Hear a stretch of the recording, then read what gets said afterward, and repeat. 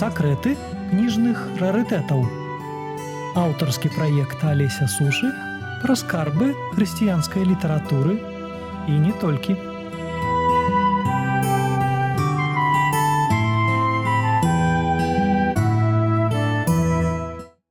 Кожны беларус цудоўна разумее, што гісторыю сваёй мінуўшчыны мы мусім вывучаць па нейкіх старадаўніх дакументах. Мы ім давяраем, мы часам упэўненыя менавіта ў тым, што продкі, якія стваралі гэтыя дакументы, безумоўна ж напісалі праўду, і сёння тыя ці іншыя факты, якія мы знаходзім у старажытных актах, хроніках, летапісах, становяцца падставаю для напісання сур'ёзных навуковых манаграфій, нават дысертацыйных прац і, безумоўна, падручнікаў. Дык вось, я так думаю, што кожны можа прыгадаць, што яшчэ ў школьныя гады мы некалі вывучалі, што ёсць нейкія такія беларускія летапісы, хронікі, летапісы, створаныя на працягу многіх стагоддзяў. Ёсць летапісы, которые дрэнна захаваліся, добра захаваліся, полацкі так званы летапіс, альбо хроніка Быхаўца, летапісец вялікіх князяў літоўскіх, баркалабаўскі летапіс, магілёўская хроніка, ды многія іншыя. Так вот мы на сёння пішам сваю гісторыю па гэтых знакавых летапісных крыніцах. А што, калі я вам сёння распавяду, што гэтыя крыніцы ў пэўнай ступені зусім не такія, якімі мы іх прывыклі бачыць, і, адпаведна, наша гісторыя успрымалася стваральнікамі летапісаў зусім не такой, якой мы знаходзім яе ў нашых падручніках.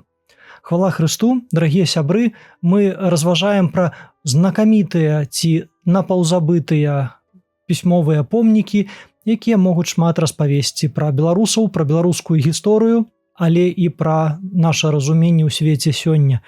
Сёння тэма нашай сустрэчы – беларускія летапісы і найперш баркалабаўскі летапіс, як адзін з самых каштоўных, самых цікавых, які можа шмат пра што нам, як можа падацца, распавесці.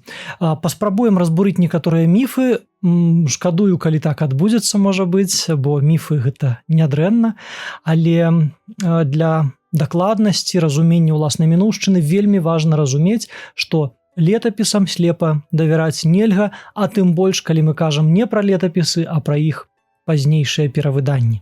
Дык вось, на вялікі жаль, калі мы кажам пра старажытныя беларускія летапісы, то я вам адкрыю таямніцу. Амаль ні адзін з сённяшніх беларускіх даследчыкаў ніколі ў сваім жыцці ніводнага з беларускіх летапісаў не бачыў. І мне падаецца, менавіта ў гэтым галоўная праблема і галоўная прычына недастаткова карэктнага разумення гістарычных крыніц. Найчасцей беларускія даследчыкі працуюць з ранейшымі публікацыямі, якія падрыхтавалі замежныя аўтары альбо аўтары ранейшых эпох. Гэта ў вялікай ступені вызначае разуменне нашай мінуўшчыны. Прывядзём прыклад таго ж баркалабаўскага летапісу. Па-першае, трэба сказаць, што гэты летапіс цудоўна вядомы сёння беларусам як адзін з найбольш дасканалых.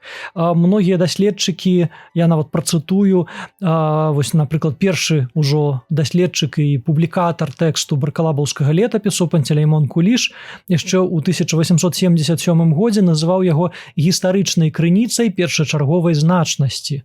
А іншы ўжо беларускі і рускі гісторык літаратуры, складальнік савецкіх анталогій і хрэстаматый, а таксама даследаванняў па гісторыі старажытнай беларускай літаратуры, пряма казаў, што і ў гістарычных, і ў літаратурных адносінах гэты помнік не мае роўнага сабе ва ўсёй старажытнай пісьменнасці славянскіх народаў. Таму баркалабаўскі летапіс альбо баркалабаўская хроніка – гэта сапраўды унікальны, надзвычай каштоўны і багаты паводле свайго матэрыялу рэсурс для вывучэння нашай мінуўшчыны. Дык вось, што мы тут павінны сказаць? Па-першае, тое, што нават гэты каштоўны старадаўні рукапіс у арыгінале беларускія гісторыкі, мовазнаўцы, літаратуразнаўцы, культуролагі і іншыя даследчыкі амаль ніколі не бачылі, і гэта, на вялікі жаль, трагедыя. Зараз патлумачу чаму. Справа ў тым, што фактычна ва ўсіх даследаваннях і ўсіх публікацыях, которые выходзілі на працягу апошніх 2,5 стагоддзяў, баркалабаўскі летапіс ідэнтыфікуюцца пад рознымі назвамі і ў розным складзе. Вось што зусім дзіўна. Чытаеш, бярэш адну публікацыю, бачыш, што баркалабаўскім летапісам называецца адзін тэкст. Бярэш наступную, ужо трошкі іншы. І гэта не можа не дзівіць. На вялікі жаль, гэта, мне падаецца, звязана менавіта з адсутнасцю арыгінала летапісаў у Беларусі. Дык вось правяду такую больш дэталёвую рэканструкцыю шляху вяртання баркалабаўскага летапісу ў нашу культурную прастору, каб вы зразумелі. Упершыню пра гэты летапіс узгадалі ў 1858 годзе. Гэта было кароткае апісанне бібліятэкі патрыяршай колішняй бібліятэкі ў Маскве, на той час сінадальнай бібліятэкі, і ў ім сярод іншага быў абазначаны летапіс, напісаны недзе ў 17 стагоддзі, як абазначана ў каталогу, скорапісам на, цытую, заходнерускім нават не мове, а наречии, да, вось менавіта так было абазначана. Верагодна, з гэтым рукапісам працавалі некаторыя расійскія даследчыкі, як Сергей Салаўёў і Мікалай Кастамараў, вядомыя даследчыкі старадаўніх рукапісаў, але абсалютна дакладна ёсць час першага апублікавання гэтага летапісу у 1877 годзе. У дадатку да гісторыі ўз'яднання Русі украінскі вядомы даследчык і расійскі, канешне, даследчык і літаратар Пантелеймон Куліш апублікаваў тэкст пад назваю «Баркалабаўская хроніка». І ён фактычна быў першым, хто звярнуўся да гэтай крыніцы і першы вызначыў прыблізную структуру гэтага дакумента. Сам Пантелеймон Куліш гэтак піша ў каментарах да сваёй публікацыі. Гэты загаловак дадзены мною хатнім запіскам, вылучаным з рукапіснага зборніка маскоўскай сінадальняй колішняй патрыяршай бібліятэкі. То есть адразу Пантелеймон Куліш кажа, што я вылучыў нейкія там фрагменты з вялікага рукапісу і назваў іх новай назваю «Баркалабаўская хроніка». У гэтай публікацыі Пантелеймон Куліш змясціў адносна невялікі фрагмент рукапісу за 1563-1608 гады. Выйшаў гэты дадатак, так бы мовіць, ці публікацыя летапісу з некаторымі купюрамі, напрыклад, цэлы шэраг дакументаў, так званых нелетапісных матэрыялаў даследчык проста не ўключыў у склад сваёй публікацыі. Ён парушыў аўтэнтычную структуру арыгінальнага рукапіснага спісу і таксама першапачатковую задуму аўтара, калі, напрыклад, з пачатковай часткі рукапісу, зусім іншай, выдраў, так бы мовіць, фрагмент з апісаннем Берасцейскага царкоўнага сабора 1590 года. Ён знаходзіцца на 14-16 аркушах, а уключыў публікатар іх у склад аркушаў, якія ў самым канцы гэтага рукапісу знаходзяцца пасля 145-го. У далейшым беларускія ўжо аўтары звярнуліся да вывучэння дадзенага летапісу. Першым сярод іх, верагодна, быў Мітрафан Даўнар-Запольскі, які на той час працаваў у Кіеве і, безумоўна, быў знаёмы з публікацыяй Пантелеймона Куліша. І ў дадатку да кіеўскіх універсітэцкіх вестак, кіевскія універсітэцкія звесці, ён апублікаваў летапіс і перавыдаў яшчэ праз 10 гадоў, у 1908 годзе ў якасці асобнай брашуры гэты самы тэкст. Дык вось, што цікава, збольшага Мітрафан Даўнар-Запольскі, вядомы беларускі гісторык, безумоўна, так, адзін з пачынальнікаў сучаснай гістарычнай беларускай навукі, ён следаваў, канешне, падыходам Пантелеймона Куліша, але шмат што памяняў. Ён пераставіў вось той фрагмент, напрыклад, з гісторыяй Берасцейскага сабору 1590 года ў іншае месца, ў канец свайго рукапісу, а не храналагічна, так бы мовіць, змясціў яго. Ён пашырыў рамкі таго, што назваў баркалабаўскім летапісам, і ўключыў звесткі пра, напрыклад, Берасцейскі царкоўны сабор 1545 года, насамрэч 44-го. А таксама дапусціў некаторыя памылкі, якія ў далейшым былі паўтораныя многімі наступнымі публікатарамі, не зусім карэктныя, нават, которые моцна скажалі пачатковы змест летапісу. У далейшым Яшчэ адну трэцюю інтэрпрэтацыю зместу і нават назвы баркалабаўскага летапісу прапанаваў яшчэ адзін вядомы беларускі даследчык Еўдакім Раманаў, які апублікаваў гэты летапіс у неафіцыйнай часткі магілёўскіх губернскіх ведамасцей, рэдактарам якіх ён на той час якраз быў. А ў 1900 годзе, праз год пасля гэтай першай публікацыі, ён выдаў новае выданне, ужо зверыўшы з арыгіналам у складзе зборніка «Магілёўская старына», падрыхтоўкай якога ён таксама займаўся. У далейшым ён зрабіў яшчэ некалькі публікацый у 1910 годзе двойчы, у 1916 годзе. Баркалабаўскі летапіс перавыдаваўся. Ні адзін з беларускіх летапісаў так часта і так актыўна да рэвалюцыі не выдаваўся зусім. Гэта унікальны такі прыклад, прычым у розных гарадах. Як мы бачым, ёсць публікацыі ў Расіі непасрэдна, ва ўкраіне, у тым жа Кіеве, Раманаў апошнія выданні выпусціў у Адэсе, былі публікацыі ў Магілёве, у Вільні і гэтак далей. То есть фактычна уся сусветная навуковая такая грамадскасць дазналася пра гэты летапіс. Але, паўтаруся, Еўдакім Раманаў зноў па-новаму называе гэты летапіс. Ён уключае іншыя апісанні ў склад рукапісу, іншыя фрагменты. Напрыклад, ён хацеў уключыць у склад баркалабаўскага летапісу апісанне пра абарону Смаленска на апошнім аркушы дадзенага рукапісу, некаторыя іншыя элементы. Тым не менш, як бачыце, усё мянялася. У далейшым былі новыя публікацыі і даследаванні. У поўным сабранні рускіх летапісаў у 17 томе фрагменты некаторыя з баркалабаўскага рукапісу былі выкарыстаны. Што вельмі цікава, у 1922 годзе наш вядомы беларускі паэт і даследчык Максім Гарэцкі уключыў баркалабаўскі летапіс у склад сваёй хрэстаматыі па беларускай літаратуры. І з таго часу, вось да нашых дзён, мы маем баркалабаўскі летапіс як унікальны помнік беларускага прыгожага пісьменства, то бок літаратуры у складзе беларускіх падручнікаў для сярэдняй школы і для вышэйшай школы таксама.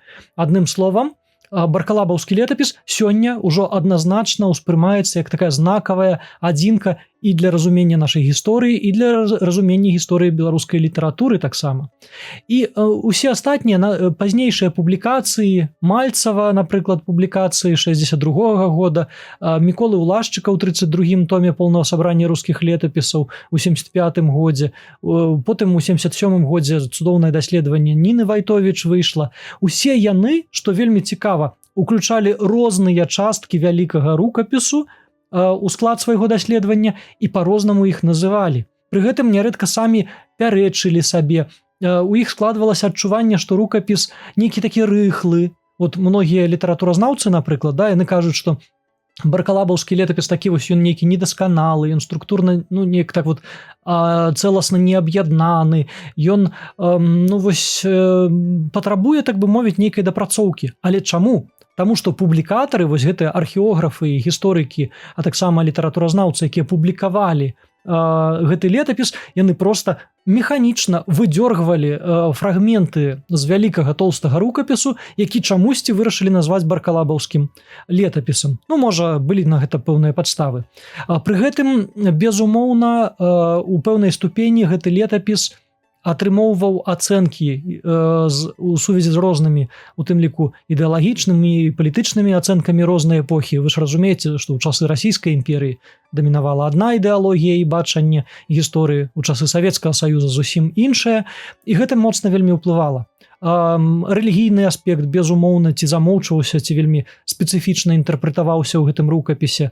Мы бачым такія вельмі часам супярэчлівыя выказванні з аднаго боку, напрыклад, пра тое, што нібыта аўтар летапісу быў чалавекам з народу, які разумеў цудоўна свой народ, любіў яго, цаніў, быў вельмі гуманным, шкадаваў, як цытуецца, людзей убогіх і гэтак далей. Але пры гэтым вельмі часта сцвярджалася ў іншых месцах, дзе ацэнкі летапісца не супадалі з меркаваннямі нашых сучаснікаў, то яго ўжо называлі не зусім адэкватным, не зусім дакладным, што ён глядзеў ужо не вачыма селяніна, а чалавека блізкага да пануючых класаў. Напрыклад, калі ён ацэньвае падзеі казацкіх паўстанняў, да, як мы можам бачыць у многіх беларускіх летапісах, праваслаўных у тым ліку, напрыклад, да, вот баркалабаўскі летапіс пісаўся у праваслаўным баркалабаўскім манастыры, альбо магілёўскія хронікі, абсалютна дакладна праваслаўныя па сваім змесце, але усе гэтыя аўтары вельмі крытычна ставяцца да казацкіх паўстанняў, да знішчэнняў казакамі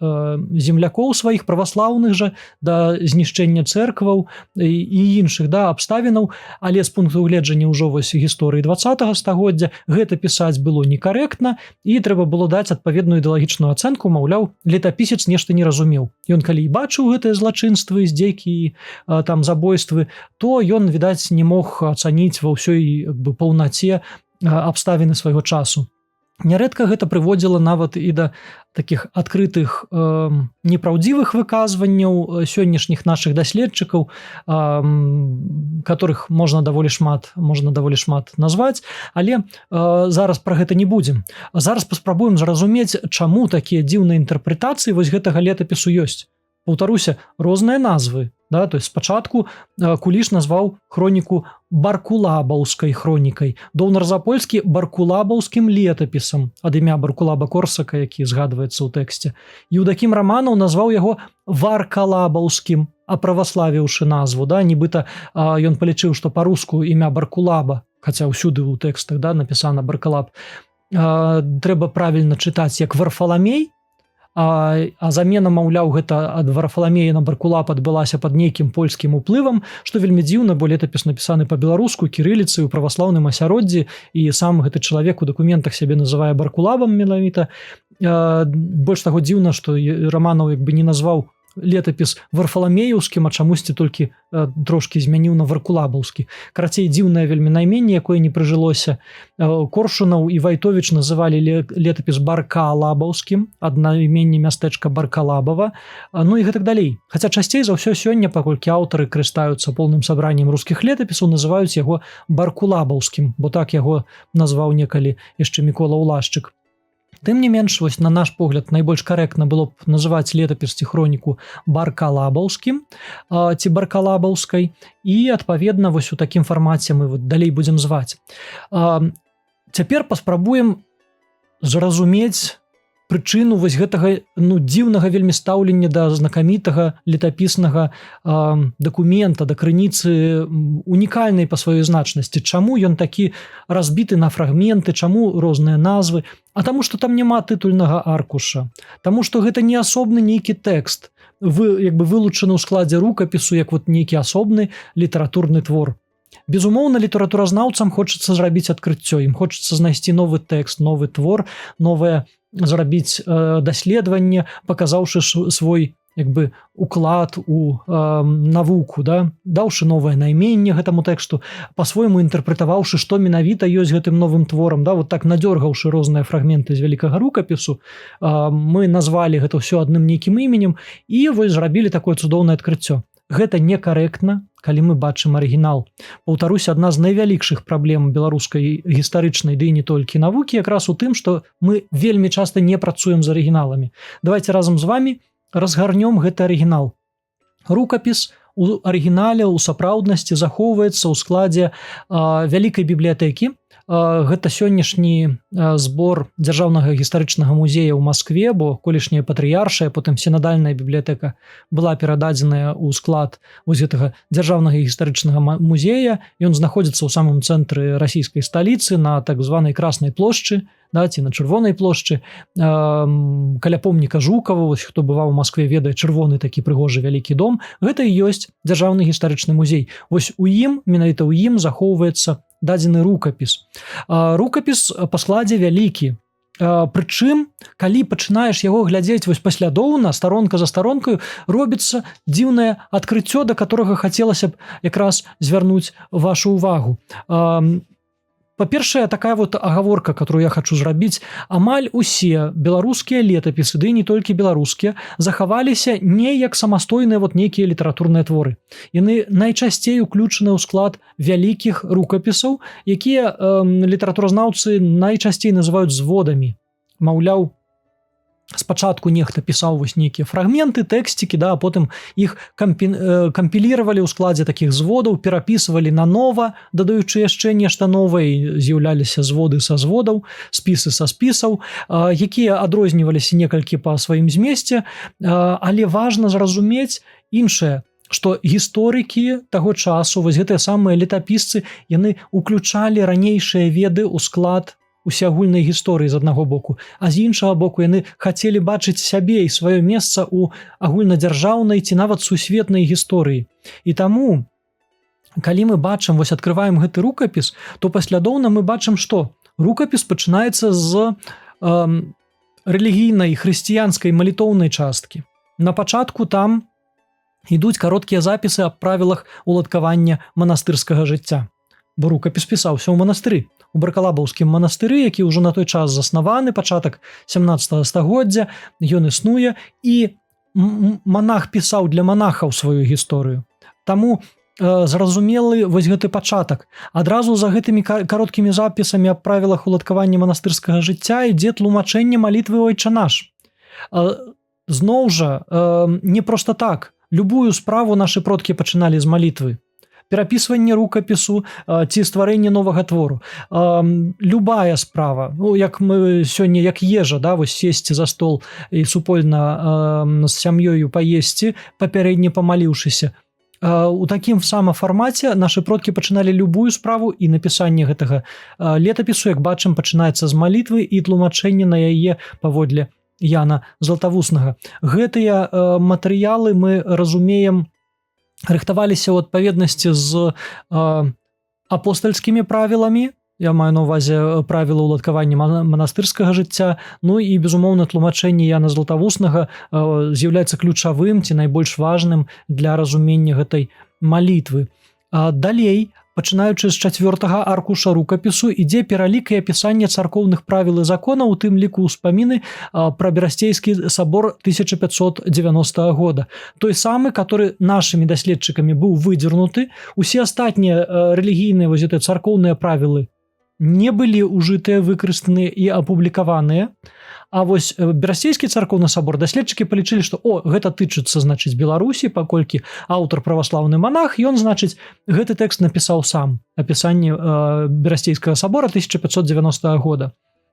Гэта, ну не буду казаць глупства, але некарэктна, бо у дадзеным выпадку складальнік летапісу, што піша? Ён пасля малітвы і манастырскіх правілаў, ён пераходзіць да агульных царкоўных законаў і правіл, дзе вось апісанне рашэнняў царкоўнага сабора нашага мясцовага 1590 года абсалютна лагічна ўпісваецца ў кантэкст. Там таксама абазначаныя некаторыя правілы і абсалютна арганічная устаўка, бо тут якраз ідзе, напрыклад, тычыцца пазбаўлення сану іерэяў, якія могуць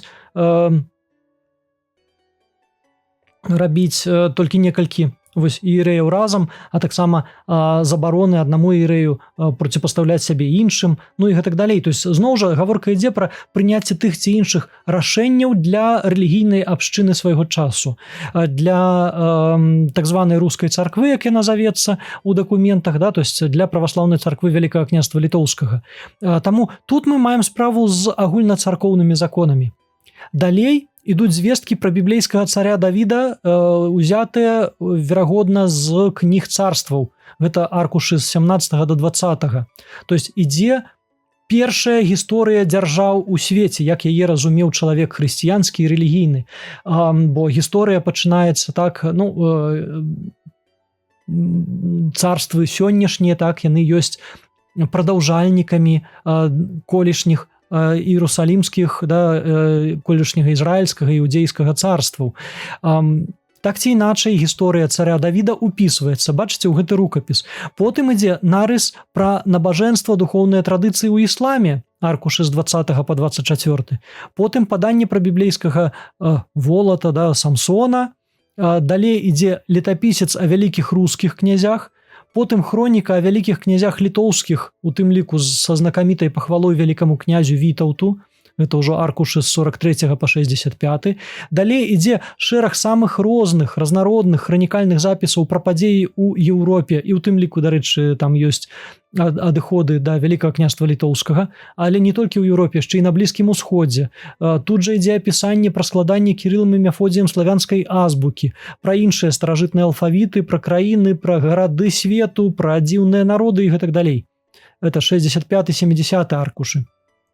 Потым ідзе еўрапейская такая хранікальная гісторыя, запісы пра і апісанне дзейнасці рымскіх папаў, што таксама вельмі характэрна. Гісторыя каталіцкага касцёла даволі так падрабязна апісаная ў дадзеным летапісе. Летапісныя запісы з гісторыі Польшчы следуюць адразу за гэтай часткаю, а потым ідзе гісторыя Вялікага княства літоўскага і маскоўскай дзяржавы. Потым уключаецца кароткі нарыс пра людзей у Гішпаніі, такія міфічныя паданні пра насельніцтва Іспаніі і яе калоній. Аркушы, адпаведна, там ужо мы да 80-го падыходзім. Далей ідзе пра жыдоў, фрагмент так і называецца «О жыдзех», альбо пра яўрэяў, якія напісаныя паводле кніг Бібліі таксама. Потым вялікі фрагмент, гэта хроніка Вялікага княства літоўскага, якая напісана ад напаўлегендарных яшчэ князёў 13 стагоддзя, як Скірмунд, Любарт і іншыя, і ажно да часоў Вітаўта Вялікага. Гэта з 83 по 103 аркушы. Потым хроніка ўжо такая больш падрабязная падзей у маскоўскай дзяржаве ў канцы 14-15 стагоддзях. Потым летапісец веры законнее жыцця, паганства і пабажэнства князей вялікіх рускіх.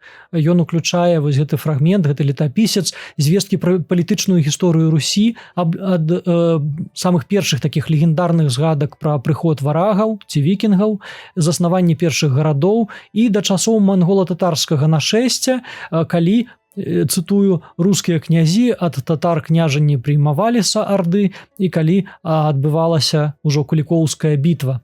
Урэшце за гэтым ідуць летапісныя згадкі пра ваенныя канфлікты паміж Вялікім княствам літоўскім і Масквою у першай палове 16 стагоддзя. Потым ідзе такая трошкі разрозненая па датах хранікальная гісторыя з падзеямі Вялікага княства літоўскага і суседніх краін, апісанне некаторых падзеяў сярэдзіны і другой паловы 16 стагоддзя, якія адбываліся на беларускіх землях Вялікага княства літоўскага, і толькі ў самым канцы, пачынаючы ад аркуша 152 до 174, апошнія літаральна 20 трошкі больш аркушаў, гэта падрабязная хроніка падзей Баркалабава і наваколля за 1594-1608 гады. Усё гэта заканчваецца аповедам пра абарону Смаленска ў 1633-34 годах, падчас якой быў захоплены маскоўскі палкаводзец Міхаіл Шэйн. Як вы бачыце, гэта вельмі цікава, мне падаецца. Гэта вось новае разуменне беларускага летапісу. І калі мы паглядзім, амаль усе старажытныя беларускія летапісы выглядалі вельмі падобным чынам. Пачынаецца ўсё з малітвы. Потым вельмі часта ў многіх летапісах ідзе так званая біблейская гісторыя ад стварэння свету, ад першых царстваў, нават часам старажытныя усходнія царствы апісваюцца, Егіпет, ісламскі свет, безумоўна, краіны Еўропы ў далейшым апісваюцца, то есть хроніка еўрапейскіх дзяржаў, якія пачынаюцца гэтыя спісы з, напрыклад, імперыі Карла Вялікага вельмі часта яшчэ перад тым еўрапейская, так бы мовіць, антычная гісторыя апісваецца, напрыклад, у дзейнасці Александра Македонскага. Мы ў многіх летапісных спісах можам гэта бачыць. Потым усё прыходзіць да ўсходнееўрапейскага рэгіёну, потым гісторыя дзяржавы Вялікага княства літоўскага, і ў канцы толькі уключаецца хроніка таго месца, дзе жыве сам пісец, вось стваральнік летапісу. У дадзеным выпадку гэта Баркалабава, недалёка ад Магілёва на поўдзень ад сённяшняга Магілёва. Як бачым, вось мы маем справу з зусім іншым разуменнем гісторыі і свайго месца ў свеце у вачах летапісца. Зусім не тое, як нам гэта прадстаўляюць публікатары беларускіх летапісаў. Вельмі часта, амаль заўжды, летапісец разумеў сябе і сваё месца ў кантэксце агульнасусветнай гісторыі ад стварэння свету, вось першыя 6 дзён стварэння свету, і да нашага часу, да нашых дзён. Усё, што летапісец мог знайсці з самых розных крыніц, як і тут. Гісторыя суседніх дзяржаў, у тым ліку найбольш падрабязна. Гісторыя Польшчы, гісторыя маскоўскай дзяржавы.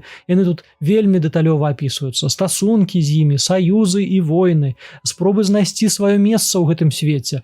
І, канешне, самыя розныя эмацыйныя ацэнкі. Вот у складзе баркалабаўскага летапісу мы шмат знаходзім такіх побытавых элементаў пра жыццё і працу шараговых звычайных так званых жыхароў Беларусі, звесткі нават пра стан надвор'я, тое ж мы бачым, напрыклад, у магілёўскіх хроніках. Таксама бачым пра разнастайныя пошасці і голад, пра разбурэнне ад войнаў, пра паборы, пра рухі народных мас, пра паўстанні, нават пра кошты на тавары, і тое мы знаходзім у гэтым дакуменце.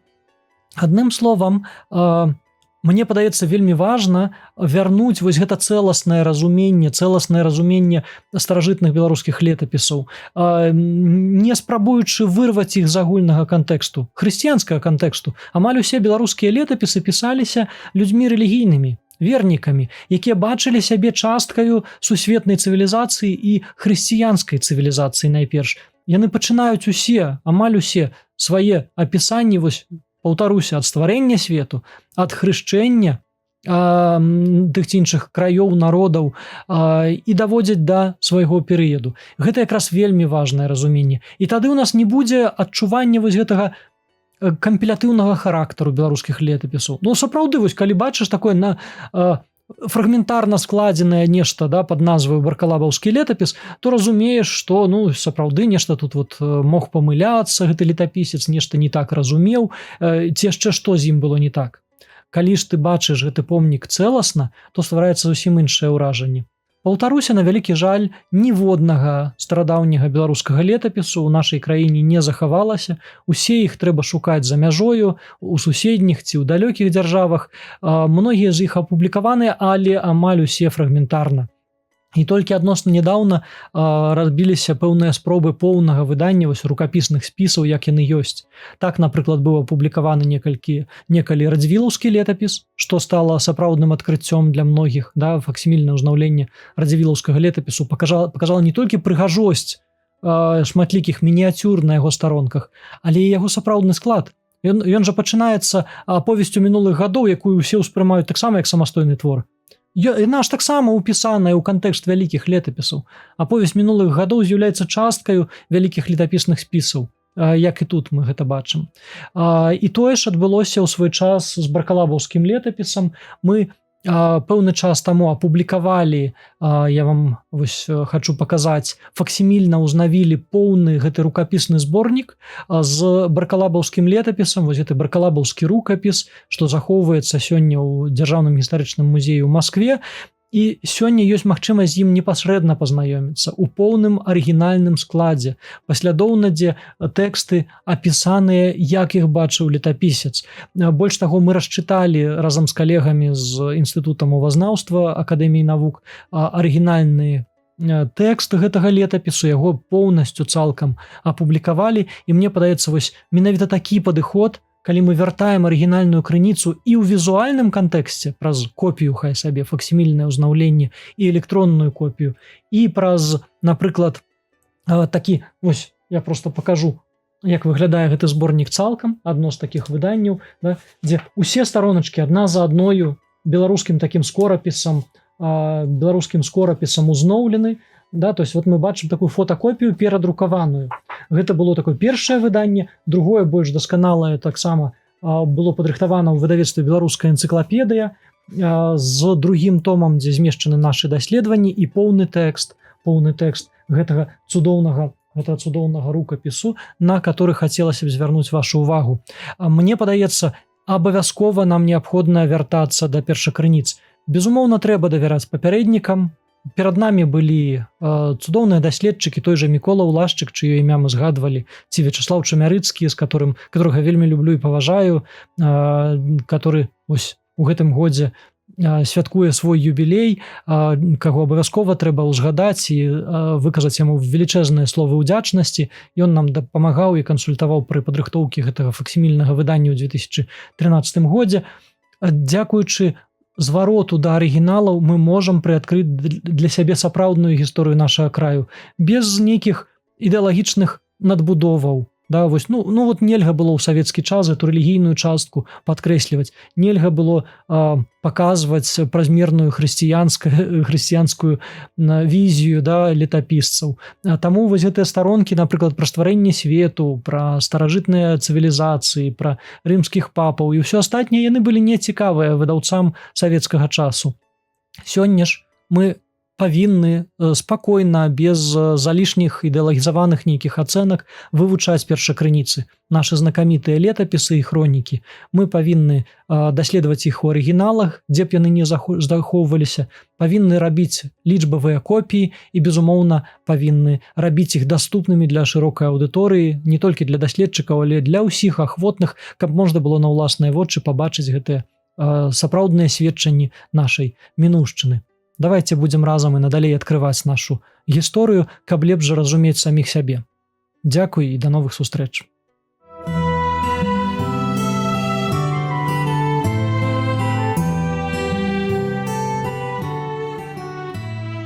Сакрэты кніжных рарытэтаў. Аўтарскі праект Алеся Сушы пра скарбы хрысціянскай літаратуры і не толькі.